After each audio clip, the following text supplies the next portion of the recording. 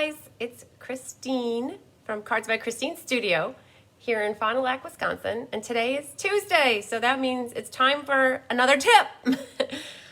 And another thing that I get asked questions on is how do I store my paper? Now, there are many ways that you can store paper, and I don't know all of them. I know what I know. That's what the saying is. I know how I store my paper, and I know what has worked good for me. But also in the interim, I had one of my bees, Tammy Sokolik, came to me a couple weeks ago, and she told us how she stores paper. And I'm not quite sure how I'm gonna maneuver this because normally my setup is tablet and phone, and I can flip her stillskin back and forth, and life is good. But I want to take the phone off of the holder up here to actually show you the drawer where I keep my paper. And then in the post for this Tip Tuesday, I will also, when it airs, I will show you guys a picture of how I have my paper stored upstairs. My upstairs is where I design and have always had my craft room. It's set up the same as down here, but it's a little bit bigger of a scale to show you the filing cabinets. When Monroe, the Amish man who designed and helped me, well, he didn't design, I designed with my dad, but when he built the drawer here for me to put my paper in, this is basically how I have my paper stored upstairs, but upstairs I have file cabinets. And you can buy filing cabinets that hold 8.5 by 11 file folders. So the file folders are slightly bigger than 8.5 by 11. And they sell them as metal file folders, wood file file cabinets. There's metal ones, there's wood ones, and then you can also get plastic totes.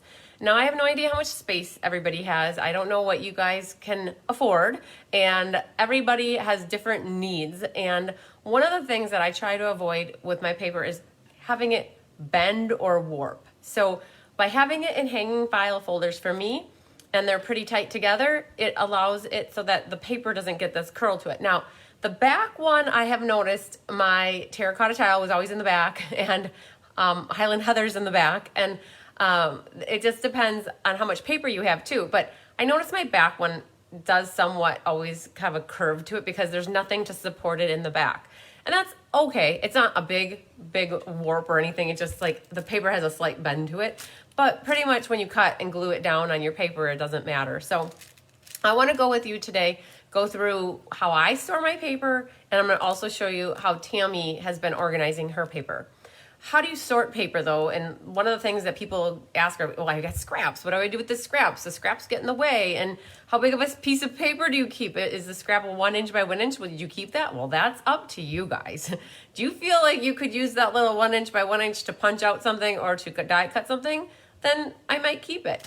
And then the other thing is storage up and down versus flat, horizontal. You guys, there's so many different ways, and I know that I'm only going to touch on a couple of them because, like I said earlier, I know what I know. And what you guys might do, I challenge you when you see this Tip Tuesday, go take a picture. If you have a really cool setup of how your paper is, take a picture of it and send it, not send it, but post it in the thread or the comments section of this Tip Tuesday so that people in the future find this video, they can see that. Like I know Judy Immel got a really great deal on some paper storage racks, and they're flat, and she has them all in there flat, and it takes up a little space though. I mean, she's got to have a little area dedicated for it. And again, who knows how much space people have to store paper. So, well, how do we want to start this? I'm going to do Tammy's way first to show you this because I can do it on the camera here. And then I think we'll save for the end taking the camera off in case I risk messing something up. So let me flip this down. So Tammy came to class maybe about a month ago and said, hey, did you guys see these? I think you can get these at the dollar store or Walmart. They are button file bags, 3 pieces. I'm pretty sure she said they were $1. So I said, hey, can I take these and do a Tip Tuesday on this? And she said yes. And then so much time passed that I forgot how she did it. It's been weeks, you guys. A lot of water under the bridge since a month ago. So it comes with these 3 file folders. And so what she says that she does, so these are, let's grab a piece of paper actually, so we can see the size of this right here. So these are, so this is an 8.5 by 11, and the file folder I'm guessing is 12, I'm guessing, 12 by 9 maybe. So it's plenty big. So what she said, let's get these 2 extra ones out of the way, because she said, yep, you can cut it, do what you need to do. So she said what she does is she cuts the top flap off here. So this has a button and a flap. These buttons get in the way. They make it bulky, so you don't want that. So again, these, let's look at the package in case you guys are curious. I know I did that really fast. Button file bags. Jot is the brand. I'm sure you could find something on Amazon very similar. Okay, here goes, Tammy. I'm cutting your file thing here. So I grabbed my kitchen scissors type thing, not my nice Stampin' Up scissors. And she said what you do is you cut that top flap off. And I'm trying to do it on the crease. Oh yeah, look at that. Go for it. Boom. Okay, so that gets cut, and then this little flappy comes off. Okay, garbage.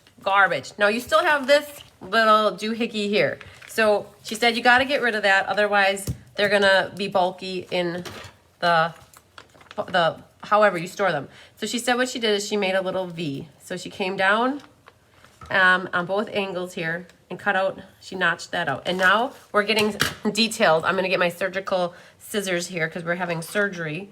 So we're gonna perform a really close cut and get that little button out of there. Like that, boom. Okay, I was actually a little bit nervous doing this because it's not my stuff, it's actually Tammy's. So now you have this plastic file folder. It has a lot of room. So let's grab some paper here. So I keep mine in these hanging file folders. So I have some scraps here. I have, let's just see what this looks like. So this gets put in here like that. And so that's how Tammy stores her paper. Now, you could find yourself a file organizer, a plastic one that would fit up to 12 inches, or hanging, or you could find a spot and you could have these all up and down like this. And then when you need it, you can just pull it out and you have all of this was Coastal Cabana in one file folder, like hanging plastic thing. Okay, so you could, for $1, you get 3 of them, they're 33 cents each. Just, it's a small investment to organize your paper so it's not all over the place. Okay, so let's think about how we want to do it. So I'm gonna flip this up, and I think actually because what I'm gonna do is show you guys my drawer. So Monroe built a drawer under my countertop, and this is exactly how I store my paper upstairs. You just saw I had a file folder, and I bought those on Amazon as well. I think it was a box, was $15, and it came with maybe 30 or 40 file folders. But I keep 2 file folders for every color. So you guys, I'm a Stampin' Up demonstrator. I primarily only use Stampin' Up paper. So if you're gonna ask me about other brands or other size papers or whatnot, I labeled everything with every Stampin' Up color, and I am an alphabetical kind of person. I don't sort by color family with my paper. I start with white and vanilla, and then I go into like shimmery white and vellum, because those 4 are like kind of oddballs. Well, white and vanilla are core colors to me, and then shimmery white and the vellum are core. And then I go alphabetical order by Stampin' Up color name. So the very first one we have here is Balmy Blue. And I forgot to include that I also do thick vanilla and thick basic white. So again, I do Stampin' Up, so all of these colors and the names of these are associated by color, by name for Stampin' Up. If you use other brands or anything else, you can incorporate them or figure out what's best, but this is how I do it. So I'm gonna flip the camera back to this one, and I'm going to, I gave you guys a boob shot, sorry. So we're gonna flip back to this one. I'm gonna take the camera, and I don't want you guys to get dizzy. I hate removing this from here because it sucks if you guys get dizzy. So we're moving over to, whoa, that was really fast. Okay, over to here. I have this pulled out. So I don't have all my paper down here. I only have a few sheets of each color, or maybe 5 sheets of each color. Upstairs is where I keep the bulk of my paper because I do all my cutting upstairs. But I have it here with white first. So I don't even know, these are the first one was actually these sticker sheets that you can use on your cling stamps that aren't sticky. So that's the very first one. I was like, where do I put that? Well, that's where that went. Okay, so we have basic white. So these are both basic white here in full sheets. So I keep full sheets in the back, and in the front here where the label is that says basic white is where I have all my scraps. I used to, and that one's even folded over there. Poor little guy, he got a little rubbly. Okay, I used to store all my scraps in the front of my full sheets. And when I would pull out an extra full sheet and try to go to put it back in, it would always get caught on the top of this conglomeration of crap in there. Not crap, sorry, stamps. Scraps. So basically, I got sick of that. So I have basic white, and then behind it, I have one for full sheet. So if I go to pull out a full sheet, and then I need to stick it back in, it can easily just scoot right back in there. I will also potentially keep half sheets in this one here. So then we get to vanilla, and vanilla's got scraps, and then vanilla has full sheets.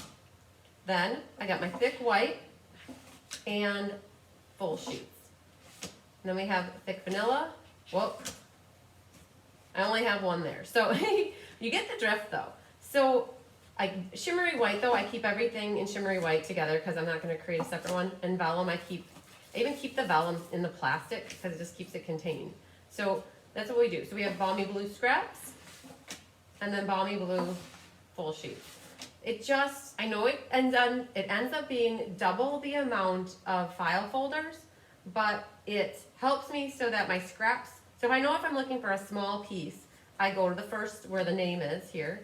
So I go to the first one if I'm looking for a small piece, because I like to use up my scraps first versus cutting into a full new sheet. Like this is actually half a sheet. So I would consider putting that back here just because then I know if I'm going to cut a card base, if I have a card base already cut, I'm like, oh, I can use that one. Cool beans and bagels.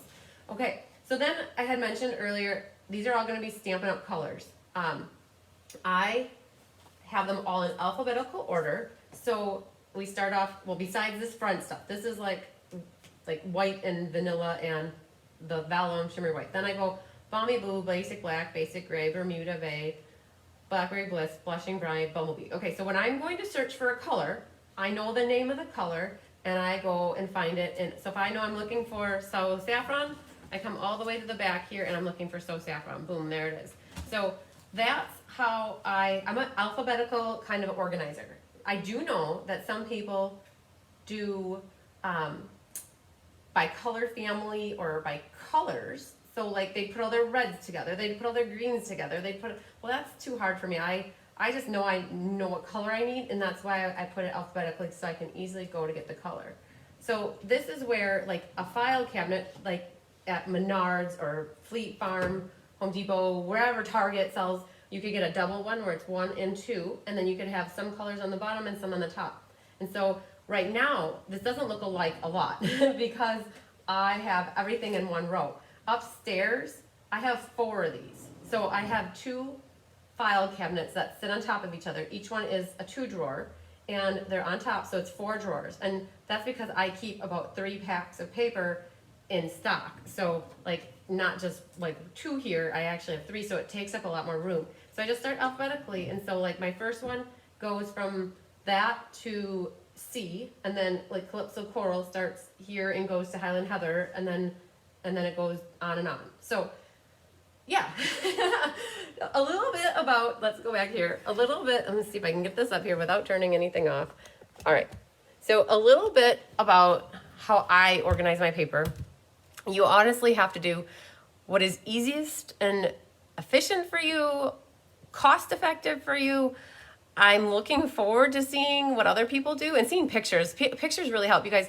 So I store my paper going up and down, right? There are a whole plethora of people who store their papers on shelves, and I've seen them, like IKEA or the storage. There's some Stampin' Storage company out there that sells organizational stuff as well, and they have everything in like flat like this. So you'd have one and then a bucket, so it's like they each have their own little cubby hole for the paper, and then your paper's stored flat. Then you never risk it going to get bent. So like everything, there's always multiple ways that you can do something. know that the easier it is for you to find what you're looking for is the ultimate goal. And having a spot that you don't, what I find is people don't craft because they don't want to pull all their stuff out and take it to the table and then have to put it all away before we've got to make dinner. Like having a little dedicated space to be able to craft and have your stuff and have it all accessible. So upstairs in my craft room, I have my desk, and then to my right are my ink pads, and to the left are my papers, my cutters on the floor, and my blocks are right here. And I officially moved all of my stamps into the hive. Oh my gosh, you guys. So let's see here. I'm going to do this one again. We're going to flip this up, you guys, so you can see. I'm going to go like this. Those are the retired stamps, and then those are current stamps. So I officially moved every stamp set that is not wooden. I only have one box of wooden stamps that are left. Oh, I don't know if that just worked. I don't know if it just moved. I think I had, you guys probably got an earshot on that. Oh my gosh. Let's try that again. So take two, right? So there's the wood, the wood shelving is retired, and then all of those are the stamps that are current on the right-hand side. So you guys probably were like, yeah, she doesn't even know that she's giving us a shot of her ear here. Gotta remember to flip those cameras around. So, well, that is it, what I have for paper. There's many ways. You guys just have to remember that there's many ways, and you have to do what's right for you. So the next up to come, I'm going to talk to you guys about, it was, I get asked too about storing dies. So next week, what we'll talk about is how do you store your dies? And I'm going to again show you how I do mine, and I'll show you how one other person does theirs as well. And then I'll give you ideas for what you can do. So, all right, guys, I hope you're doing well. Lots of sunshine and love and hugs to you. Bye.